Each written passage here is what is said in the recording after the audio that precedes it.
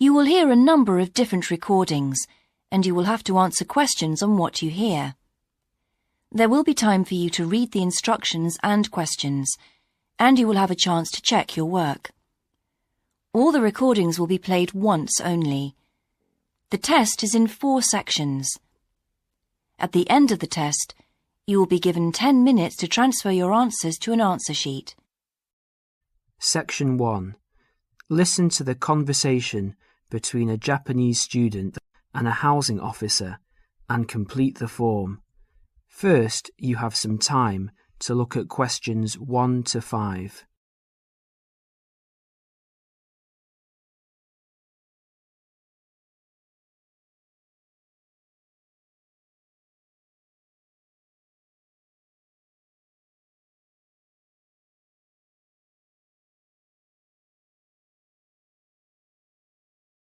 You will see that there is an example which has been done for you.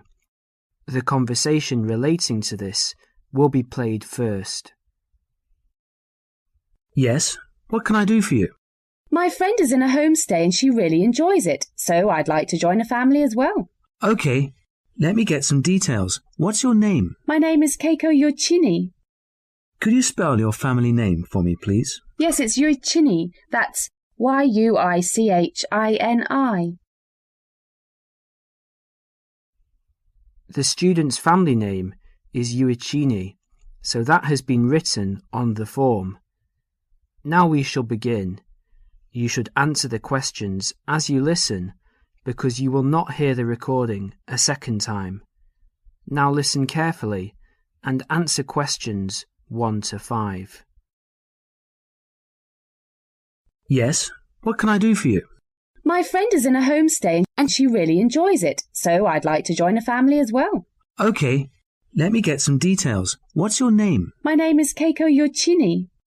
Could you spell your family name for me, please? Yes, it's Yoichini. That's Yuichini. And your first name? It's Keiko. Keiko. That's Keiko Yuichini. Okay. And you're female. And your nationality? I'm Japanese. Right. And could I see your passport, please? Here it is. Okay, your passport number is JO6337. And you are how old? I'm 28 years old. Now you're living in one of the colleges. Which one? Willow College, Rome 21C. Right, 21C, Willow College. And how long are you planning to stay with Homestay? About 4 months, longer if I like it. And what course are you enrolled in? Well, I've enrolled for 20 weeks in the Advanced English Studies because I need help with my writing, and I'm nearly at the end of my first 5-week course. Right, so you've completed 5 weeks and you have enrolled for another 15 weeks. That's about 4 months altogether. That's right, about 4 months. Before they continue their conversation, look at questions 6 to 10.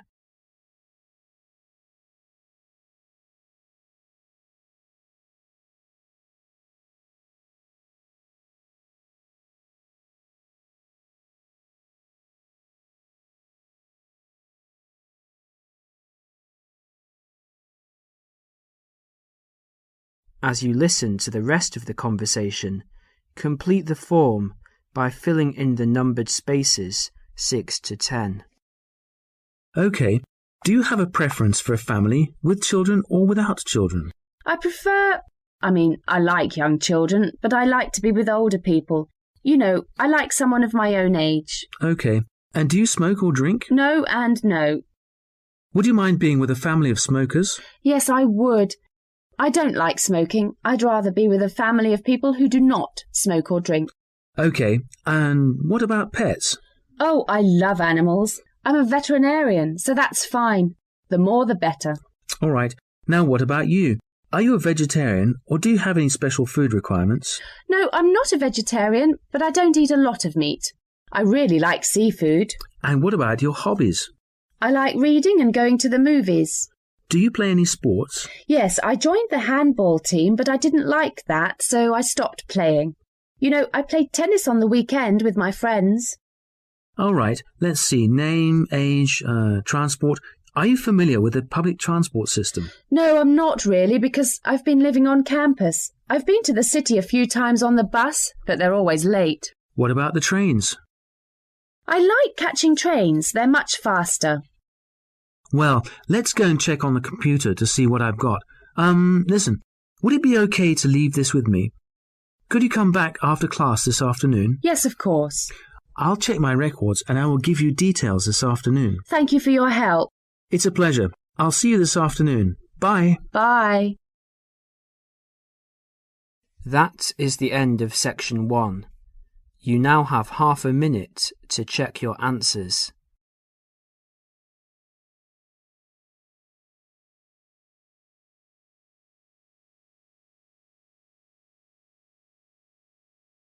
Section 2. You will hear a man talking on the radio about a national arts centre. First, you have some time to look at questions 11 to 16.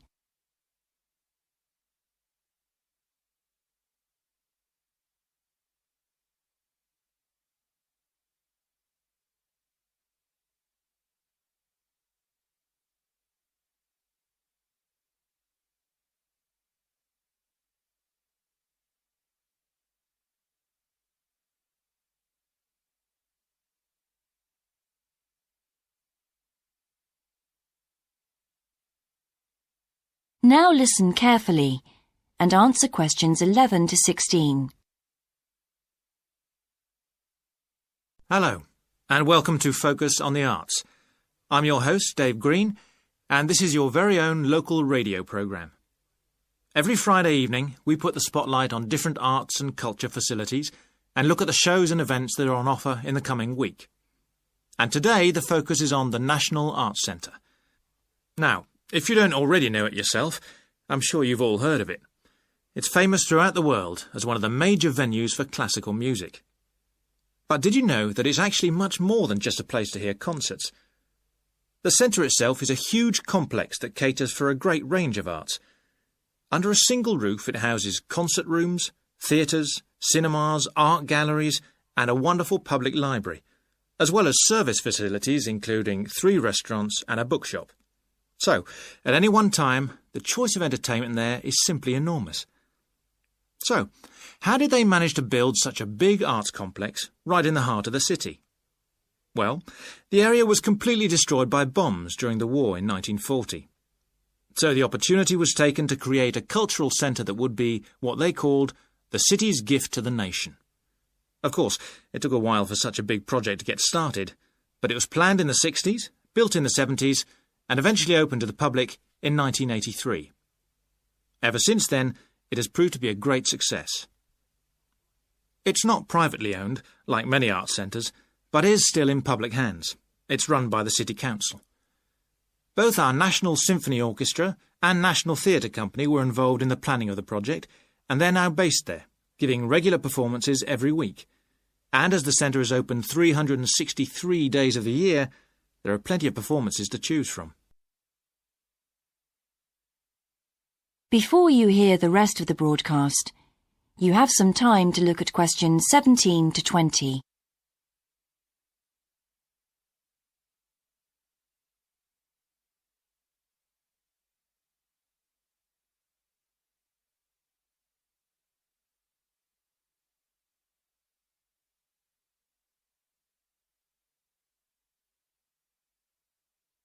Now listen and answer questions 17 to 20.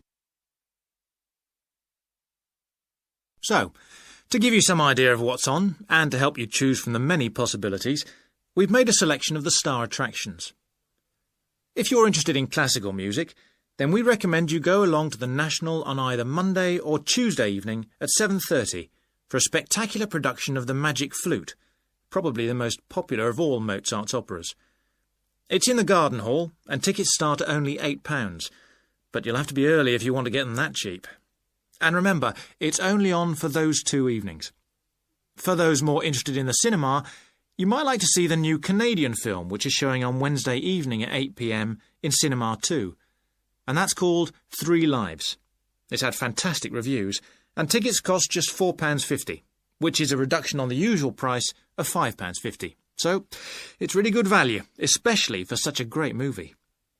But you can see the centre's main attraction at the weekend, because on Saturday and Sunday, 11 a.m. to 10 p.m, they're showing a wonderful new exhibition that hasn't been seen anywhere else in Europe yet.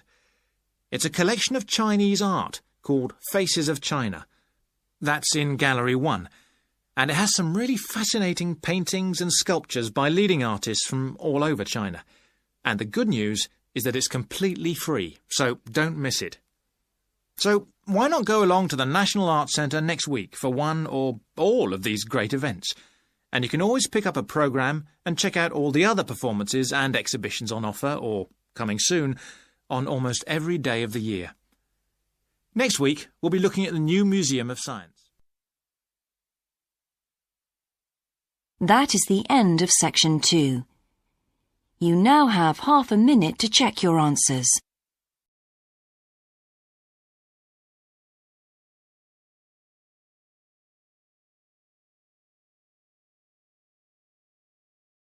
Section 3. You will hear two students discussing a geography presentation they're going to give. First, you have some time to look at questions 21 to 26.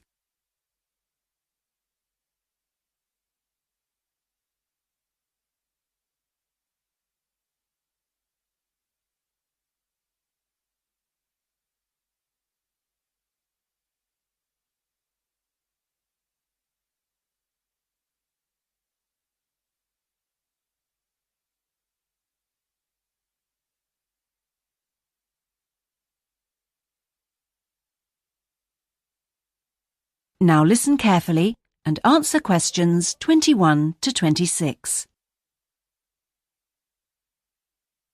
Remind me, Trevor, how long is the presentation? Dr. White said 3 per hour. So about 20 minutes. Well, it'll be 15 minutes per presentation. And 5 minutes for questions? And is this one going to be assessed? No, not this time round, because it's the first one, you know. Oh, good news. Well, Trevor, what are we going to include? Well, do you think we ought to give some historical background? Oh, no, definitely not. We won't have time. OK, but I think we ought to say something about the geographical location, because not a lot of people know where the islands are. Yes, OK. I'll take notes, shall I? Yeah, that'd be a help. So, geographical location? Then we ought to give an overview of the whole education system. Shouldn't we say something about the economy? You know, agricultural produce, minerals and so forth? Well, Dr. White said we shouldn't go into that sort of detail. But it's pretty important when you think about it, you know, because it does influence the education system. Look, let's think about that one later, shall we? Let's see how we're doing for time. OK, so general overview of education. Of course. And then the role of English language. No, that goes in the language policy seminar, don't you remember? Are you sure? Positive. All right. So those are the topics we're going to be covering. Mm-hmm. Before you hear the rest of the discussion, you have some time to look at questions 27 to 30.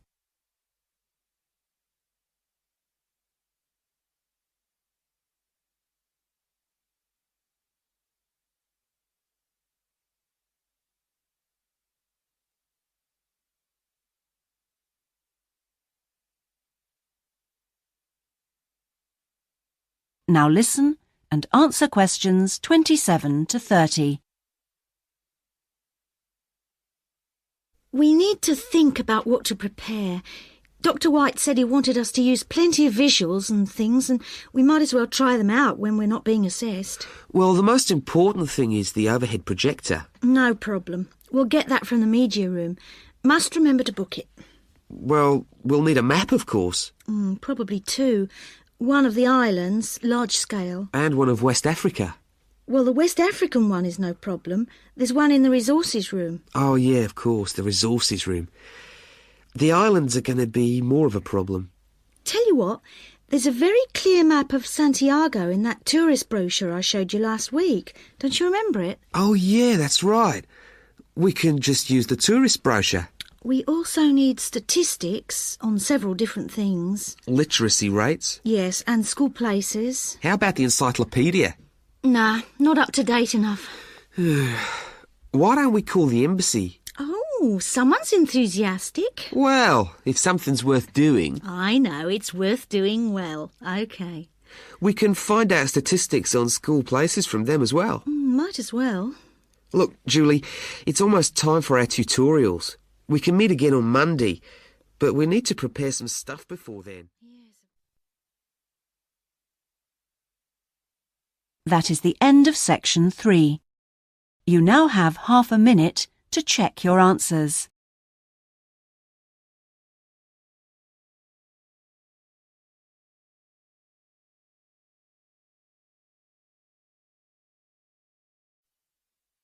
Section 4.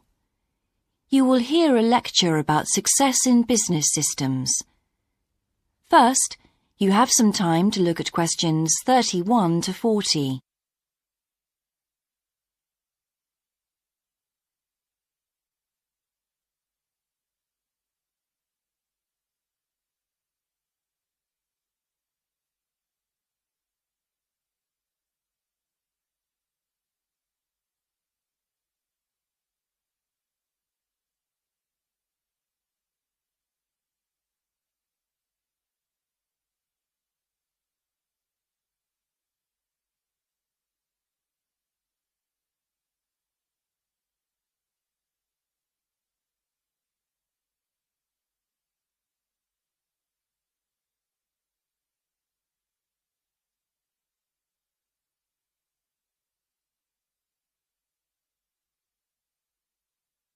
Now listen carefully and answer questions 31 to 40.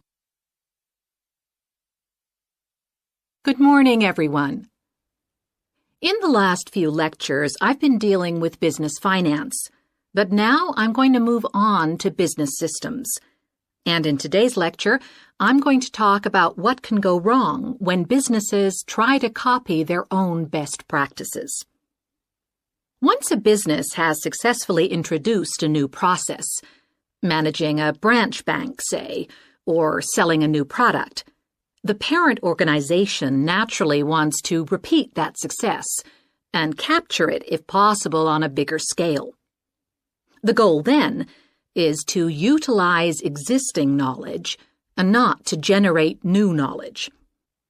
It's a less glamorous activity than pure innovation, but it actually happens more often, as a matter of fact. However, surprisingly, getting things right the second time is not necessarily any simpler than it was the first time. Now, there's been a lot of research into how companies can repeat their previous successes, and it certainly hasn't been confined to the United States. It seems that most large industries are trying to repeat their own successes and manage the knowledge they've acquired. But even so, it has been shown that the overwhelming majority of attempts fail.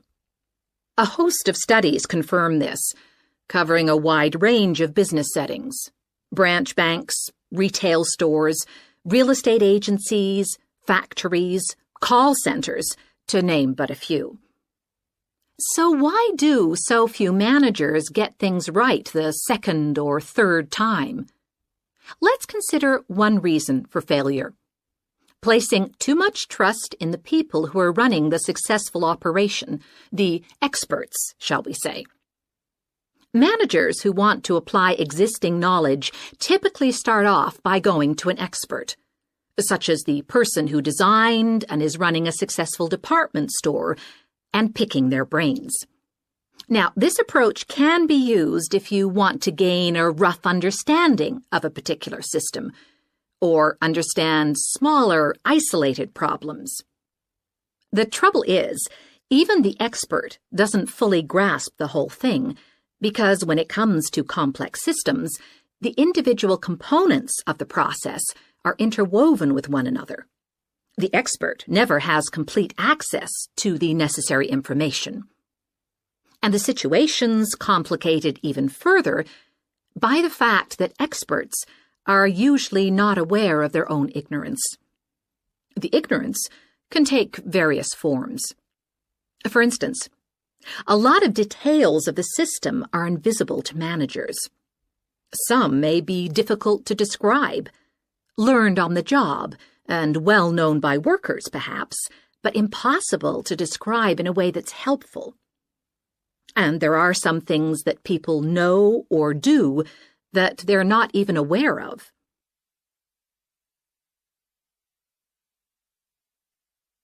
Now, let's consider two types of mistake that can occur when a manager actually starts to set up a duplicate system to replicate a successful process.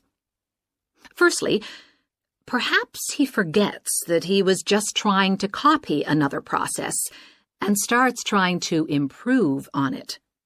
Another mistake is trying to use the best parts of various different systems in the hope of creating the perfect combination.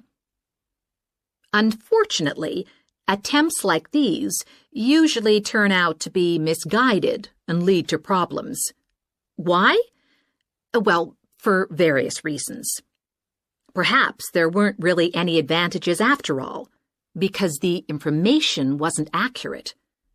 Or perhaps the business settings weren't really comparable. More typically, the advantages are real enough, but there are also disadvantages that have been overlooked. For example, the modifications might compromise safety in some way. So, what's the solution? Well, I don't intend to suggest that it's easy to get things right the second time. It's not. But the underlying problem has more to do with attitudes than the actual difficulty of the task, and there are ways of getting it right. These involve adjusting attitudes, first of all. Being more realistic and cautious, really. Secondly, they involve exerting strict controls on the organizational and operational systems. And this, in turn, means copying the original as closely as possible. Not merely duplicating the physical characteristics of the factory, but also duplicating the skills that the original employees had. Reliance on a template like this offers the huge advantage of built-in consistency. That is the end of section 4. You now have half a minute to check your answers.